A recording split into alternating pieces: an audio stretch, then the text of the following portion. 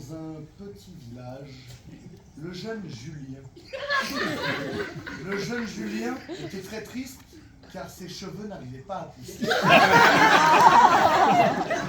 C'est alors qu'il lui vint une idée. Pourquoi ne pas aller voir le chaman du village? Lui seul pourrait avoir enfin la solution pour lui faire pousser les cheveux. Dans la hutte du chaman, il prend place. Une odeur d'encens envahit la hutte. Devant lui, le chaman place un bol brûlant. De la fumée s'échappe, une odeur nauséabonde. Et le chaman lui dit « Bois, et tu verras, tes cheveux repousseront. » Et d'un seul coup, le cœur de Julien battait si fort dans sa poitrine, plus fort encore. Quelle était cette étrange sorcellerie? Un mal de crâne l'envahit. Il se dit « Oh mon Dieu! Je n'ai plus senti ça depuis la dernière fois où j'ai utilisé du pétrolane. » Et pourtant, ça remontait à son adolescence. Son adolescence où il tentait de séduire les jeunes demoiselles. Il se souvient encore du râteau que lui avait posé Gertrude. Car il était venu avec une 103 SPX, celle avec le siège qui remonte et les ressorts. Je vois qu'il y a des connaisseurs. Et c'est alors qu'en fait... Il se souvient et se dit « Je vais avoir mon heure de revanche. Je vais aller voir Gertrude. Et cette fois-ci, je vais l'embrasser directement. Elle va être séduite avec ma toison qui désormais envahit la moitié de mon dos. Et elle sera rousse, parce que j'aime bien faire les choses de manière désordonnée.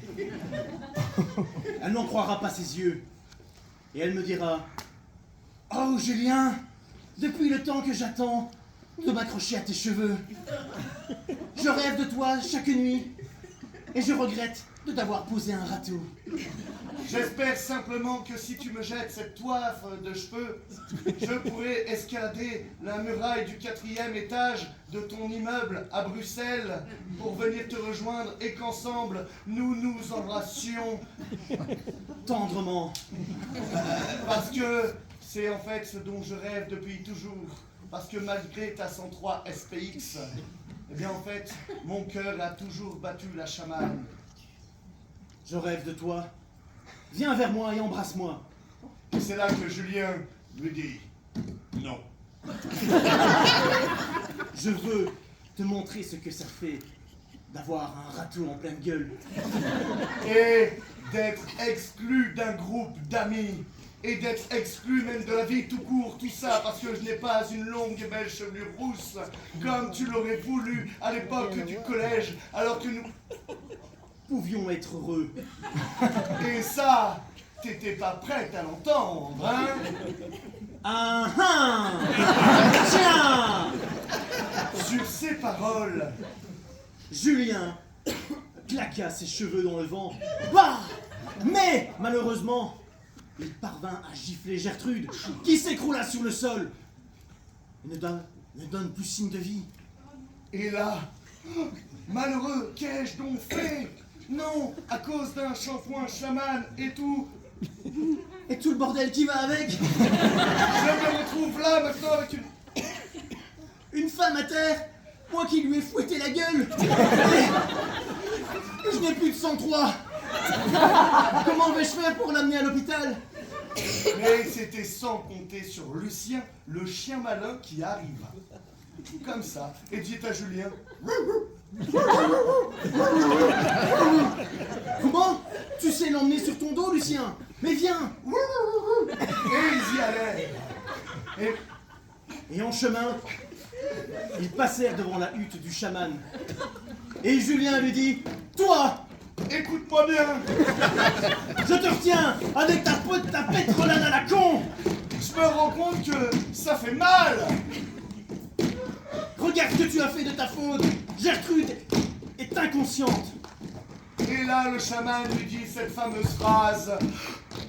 Ça, c'était voulu.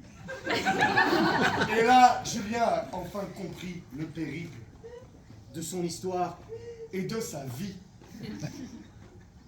il redressa Gertrude. Et en fait, il s'est rendu compte que... Gertrude était simplement évanouie. Mais Mais pas à cause de ses cheveux, il n'aurait à cause de son haleine. Julien lui dit, jamais, tu pourras me connaître, jamais, tu pourras me sentir. Jamais, jamais, jamais, pas jamais.